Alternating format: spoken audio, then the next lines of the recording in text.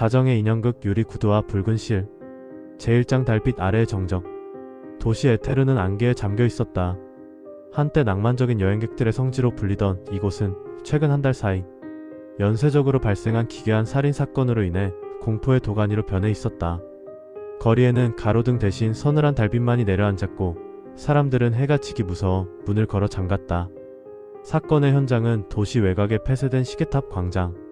그곳엔 기묘한 광경이 펼쳐져 있었다. 피해자는 마치 거대한 인형처럼 공중에 매달려 있었고 발치에는 반짝이는 유리 구두 한 켤레가 놓여 있었다. 치워. 눈부시니까. 날카롭고 서늘한 목소리가 정적을 깼다. 감식반 대원들이 움찔하며 길을 터주었다. 검은 코트를 휘날리며 나타난 사내 천재 탐정 이연이었다. 그는 수려한 외모를 가졌지만 미간에는 늘 짜증이 서려 있었다. 이연희 탐정님 오셨습니까? 이번에도 역시.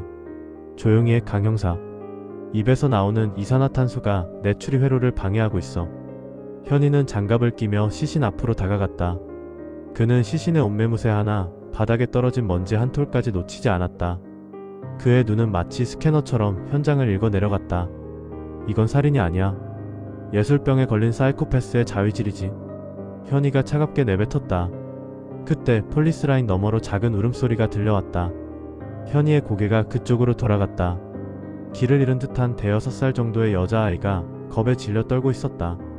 방금까지 톡서를 내뱉던 현이의 눈매가 순식간에 늘어졌다. 그는 강 형사를 밀치고 아이에게 다가갔다. 어이구 꼬맹아. 여기서 뭐하니? 무서운 아저씨들이 많지? 현이는 무릎을 굽히고 앉아 아이와 눈을 맞췄다. 그의 목소리는 조금 전과는 딴판으로 설탕을 바른 듯 달콤했다. 자, 이건 탐정 아저씨가 주는 마법의 사탕이야. 이걸 먹으면 나쁜 꿈은 다 사라진단다. 그는 품 안에서 딸기 맛 막대 사탕을 꺼내 아이의 손에 쥐어주었다. 아이가 울음을 그치자 현이는 아이의 머리를 쓰다듬으며 속삭였다. 이제 집에 가자. 여긴 공기가 너무 탁해. 아저씨가 이 나쁜 악당은 금방 잡아서 하늘나라로 유배 보내줄게. 약속. 아이를 순경에게 인계한 현이가 다시 일어서자 그의 얼굴은 순식간에 영하 20도의 얼음장으로 돌아왔다. 강 형사, 멍하니 있지 말고 저 유리 구두나 증거물 봉투에 담아. 그리고 저 구두 안쪽에 묻은 갈색 얼룩, 그거 피 아니야. 초콜릿 시럽이지. 범인은 지금 우릴 비웃고 있어. 제2장 흩어진 기억의 파편. 현이의 사무실은 도심 한복판의 오래된 건물 3층에 있었다. 벽면은 온통 사건 자료와 복잡한 수식으로 가득 찼고 한쪽 구석에는 최고급 라텍스 침대가 놓여 있었다. 현이는 잠이 부족하면 지능이 떨어진다는 핑계로 수시로 그곳에 쓰러져 잠들곤 했다. 탐정님, 분석 결과가 나왔습니다. 구두에서 발견된 성분은 말 안 해도 알아. 벨기에산 다크 초콜릿 72%. 그리고 구두의 사이즈는 235. 하지만 피해자의 발은 245였지. 신데렐라 콤플렉스를 뒤튼 거야. 현이는 커피를 한 모금 마시며 인상을 찌푸렸다. 설탕이 부족했다. 강 형사, 내 비서로 전업할 생각 없나? 자네의 그 둔한 감각이 가끔은 내 천재성을 돋보이게 해줘서 나쁘지 않거든. 칭찬으로 듣겠습니다, 탐정님. 그런데 다음 타깃은 어디일까요? 현이는 창밖을 바라보며 자신의 관자놀이를 톡톡 두드렸다. 그의 머릿속에서는 도시의 지도가 입체적으로 그려지고 있었다. 범인은 특정한 순서를 따르고 있어. 첫 번째는 공원, 두 번째는 시계탑. 이건 이 도시의 기념비적 장소를 더럽히는 과정이야. 다음은 아마도 에테르 국립도서관이겠지. 그곳은 지식의 성전이니까. 그때 사무실 문이 벌컥 열리며 아까의 그 꼬마 아이가 들어왔다. 아이는 현이에게 달려와 그의 다리를 꽉 껴안았다. 탐정 아저씨, 사탕 고마워요. 현이의 얼굴에 다시 바보 같은 미소가 번졌다. 그는 냉큼 아이를 안아 올렸다. 오, 우리 공주님, 여기까지 어떻게 왔어? 아저씨가 바빠서 놀아줄 순 없지만 저기 침대 옆에 있는 곰 인형이랑 놀고 있을래? 아저씨가 세상에서 제일 맛있는 코코아 타줄게. 강 형사는 그 광경을 보며 혀를 내둘렀다. 탐정님, 방금 범인이 어쩌고 도서관이 어쩌고 하시지 않았나요? 닥쳐, 강 형사. 아이의 동심을 지켜주는 건 인류 최대의 과제야. 자네 같은 근육 바보가 알 리 없지.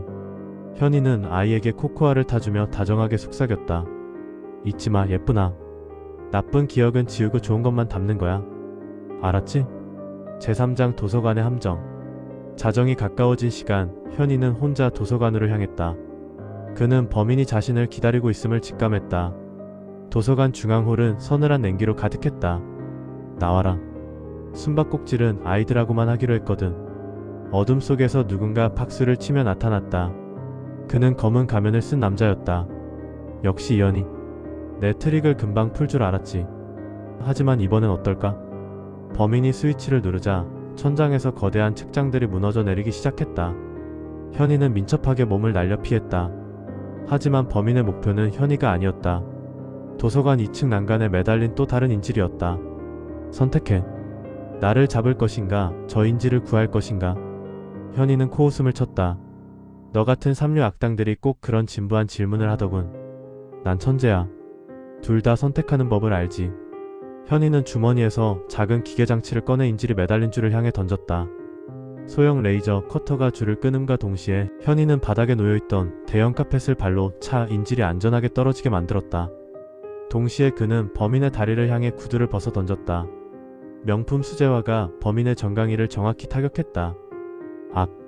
범인이 고꾸라지자 현이가 성큼성큼 다가가 그의 멱살을 잡았다. 내 구두가 얼만 줄 알아? 내 놈 대가리보다 비싸다고.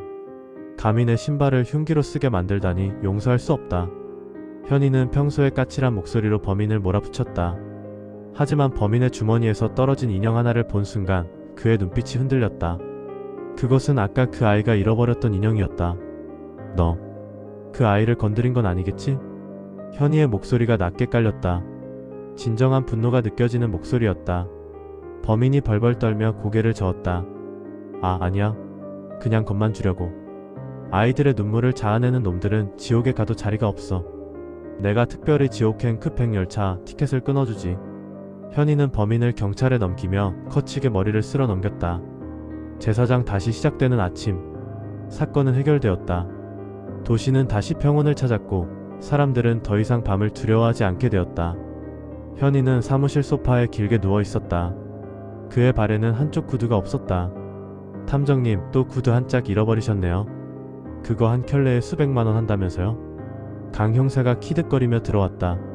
현이는 눈을 감은 채 대답했다. 시끄러워. 명품의 가치는 그걸 신고 어디를 가느냐에 달린 거야. 난 정의를 구현하러 갔으니 값어치를 한 거지. 그때 문틈으로 작은 쪽지와 함께 예쁜 그림 하나가 밀려 들어왔다. 아까 그 아이가 그린 현이의 모습이었다. 그림 속 현이는 무시무시한 탐정이 아니라 커다란 날개를 달고 아이에게 사탕을 주는 천사였다. 현이는 그 그림을 가만히 내려다보다가 아무도 보지 못하게 살짝 미소 지었다. 이래서 내가 은퇴를 못한다니까. 그는 다시 침대로 파고들며 중얼거렸다. 강 형사, 나가서 사탕 좀 더 사와. 이번엔 소다 맛으로. 아이들이 좋아할 만한 걸로 말이야. 안 사오면 자네 월급에서 깎을 줄 알아. 까칠하지만 다정한 천재 탐정 이현희의 하루는 그렇게 달콤 쌉싸름한 코코아 향기와 함께 저물어갔다. 도시는 여전히 어둠에 잠겨 있었지만 그의 사무실 창가에는 세상에서 가장 따뜻한 달빛이 머물고 있었다.